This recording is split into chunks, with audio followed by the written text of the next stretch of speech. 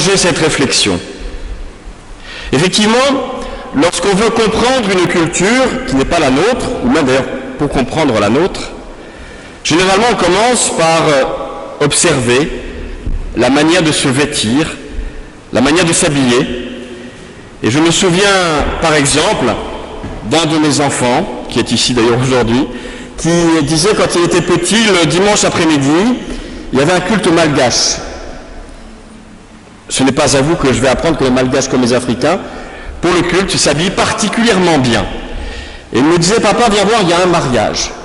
Et effectivement, c'est une habitude différente, ça c'est vrai, entre Européens, qui vont plutôt aller au culte détendus, et qui vont même enlever la cravate, faire tomber la cravate, là où les cultures africaines vont plutôt au contraire, comme on disait autrefois, s'endimancher. Il y a donc des cultures différentes dont on a des traces, effectivement, au travers des vêtements. Ainsi, on va comprendre, au travers de ces vêtements, les rapports sociaux, mais aussi la part plus personnelle de pudeur, c'est-à-dire d'intimité plus ou moins exposée. Vous savez qu'il y a des endroits où l'on ne peut pas voir la cheville d'une femme, par exemple. Dans les pays méditerranéens et dans les églises catholiques en Italie, par exemple, vous savez qu'il est très mal vu pour une femme d'avoir les épaules nues, alors que nous, ça nous est un peu plus égal quand on remonte vers le nord. Vous savez que dans le nord de l'Europe, on est beaucoup moins pudique que dans le sud de l'Europe, autour de la Méditerranée notamment. On pourrait aussi parler ici des modes, par définition éphémères, qui nous permettent de nous sentir reliés aux autres, dans un rassurant comme les autres, je suis habillé comme les autres, je suis à la mode, j'ai si possible la bonne marque et le bon vêtement, alors je suis quelqu'un. La première chose que l'on peut dire sur ce vêtement, le vêtement et les phénomènes de mode, c'est qu'évidemment ça nous pousse à une forme de conformisme, de vouloir être systématiquement comme les autres. Ou alors à l'inverse, et à Paris on en croit souvent d'ailleurs, des gens qui s'habillent délibérément différemment, justement, pour affirmer quelque chose. Alors quoi? On ne sait pas toujours, le message n'est pas toujours très clair, mais en tout cas, s'habiller différemment, c'est une forme de revendication. Le vêtement, qui est l'un des éléments les plus importants de la puissance symbolique des apparences, donc, eh bien, à ce niveau, participe à la révélation biblique. Le vêtement peut devenir un vrai symbole théologique, et c'est ce que nous allons découvrir. Dans l'Ancien Testament, dans le Deutéronome, puis ensuite chez les prophètes, les vêtements décrits sont souvent soit des vêtements de fête, soit à l'inverse de pénitence ou de deuil, et que l'on déchire, pour déchirer le deuil en quelque sorte. Et quand le vêtement est perdu, il exprime la perte de la liberté ou la négation de l'identité. D'ailleurs, très souvent dans l'histoire, on a imposé la nudité pour humilier quelqu'un qui avait perdu sa liberté. Je ne parle pas de la nudité librement choisie, mais celle qu'on impose, qui est une forme d'humiliation extrême. On faisait ainsi pour les esclaves, par exemple. Mais le vêtement va aussi, dans la Bible, symboliser souvent la situation spirituelle des hommes. Ils sont parfois trop bien habillés, symbole de la dureté de leur cœur, de la perversité, ou bien au contraire, ils sont habillés en toute simplicité comme un signe de pénitence. Et le passage de l'Ancien et Nouveau Testament va entraîner aussi une réinterprétation d'un grand nombre de symboles par rapport à ce qui se faisait, et avec l'apport de nouveaux symboles plus suggestifs. Ainsi, par exemple, avec Jésus, le vêtement et la parole agissent en médiateurs. Dans l'évangile de Marc, « Si je touche au moins ces vêtements, je serai sauvé », dit une femme. Le blanc, qui va manifester l'appartenance au monde de Dieu, et moins de couleur d'ailleurs qu'un éclat de lumière. Le vêtement, au moment de la transfiguration de Jésus, devient tout blanc, c'est-à-dire lumineux. Dans les vêtements de la Passion, on donne à Jésus un vêtement rouge, le rouge qui orne les idoles pour les honorer, mais le rouge aussi du sang. Aux yeux de ses ennemis, Jésus, qui se prétend roi, peut être assimilé aux fausses divinités. Et puis on a ces trois évangiles que j'ai choisis. Alors prenons ces trois textes. Ne pas s'inquiéter du lendemain, nous dit l'évangile de Matthieu, Jésus dans l'évangile de Matthieu. Ne pas s'inquiéter du lendemain, car nous serons, dit-il, revêtus par Dieu lui-même. Là encore, nous sommes dans l'idée du repos. Effectivement, le vêtement peut devenir une source d'inquiétude quotidienne. Je ne parle pas de ceux, et surtout de celles, excusez-moi mesdames, qui tous les matins se posent la question, mais qu'est-ce que je vais mettre aujourd'hui? Et qui peuvent passer une demi-heure à cela, parfois même plus.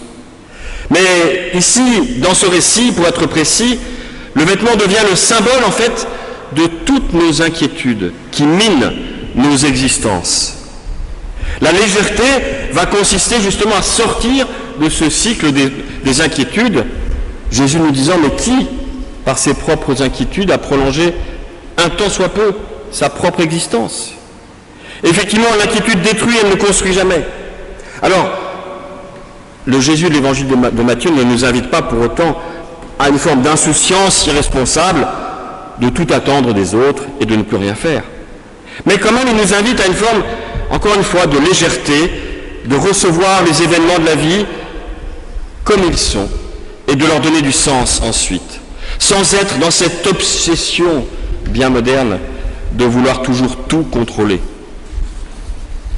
Alors cette compréhension du vêtement trouve son écho dans le deuxième récit, celui de la guérison de l'aveugle Bartimée. Bartimée est aveugle, il est mendiant, c'est-à-dire qu'il est enfermé, en plus dans cette posture assise, il va se relever dans le texte, et vous savez bien sûr que le verbe se relever peut traduire évidemment aussi la résurrection, être relevé d'entre les morts. Voilà donc que Bartimée va ressusciter, c'est revenir dans une vie de plénitude, et le moment où cela se fait se symbolise par le fait qu'il quitte son manteau. Ce manteau, en quelque sorte, était sa marque, ça l'identifiait comme un handicapé, aveugle, mendiant, enfermé dans cette identité, comme parfois on s'enferme dans le conformisme d'une mode. Là encore, la nouvelle identité de Bartimée, et au travers de Bartimée, notre nouvelle identité, c'est de laisser derrière nous tous ces manteaux de repli et d'enfermement. Alors c'est vrai que la chaleur de ce mois de juillet, la chaleur de l'été, nous invite à la légèreté des vêtements, mais cela peut aussi nous inviter, et c'est ce que je vous invite à faire, à une autre légèreté, celle de nos âmes, désengluées des pesantes nécessités de nos existences. Voilà pourquoi j'ai choisi ce troisième récit, celui de Pâques, celui du tombeau vide. Et là, la résurrection dans l'évangile de Jean va être symbolisée par les bandelettes et le linge qui sont laissés là, précisément pliés dans le tombeau à part. Ces bandelettes et le linge, c'était en quelque sorte le vêtement de la mort de Jésus. Et ce vêtement de la mort va rester derrière nous. Le Christ est devant nous, nous dit le texte. Il nous précède. Il y a, je le crois, dans ce symbole, toute la profondeur d'une spiritualité à laquelle je vous invite, d'une spiritualité tournée vers la vie et non vers la mort ou vers le passé. Venir au culte, prier, méditer, appelez ça comme vous voulez, faire silence, etc. C'est en quelque sorte laisser nos bandelettes, nos propres bandelettes, derrière nous.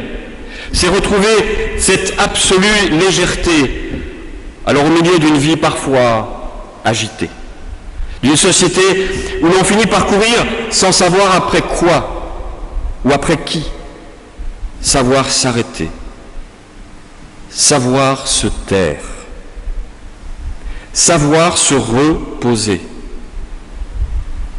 Alors vous le savez, l'auteur Milan Kundera avait donné comme titre à son plus célèbre roman « L'insoutenable légèreté de l'être ».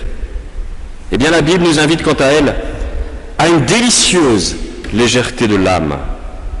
Lorsque nous partirons un jour pour le dernier voyage, que nos bagages soient légers.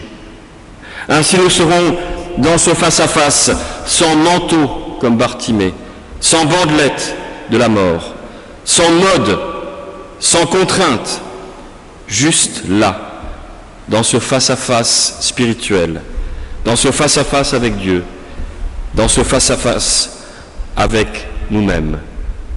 Soyons légers. Amen.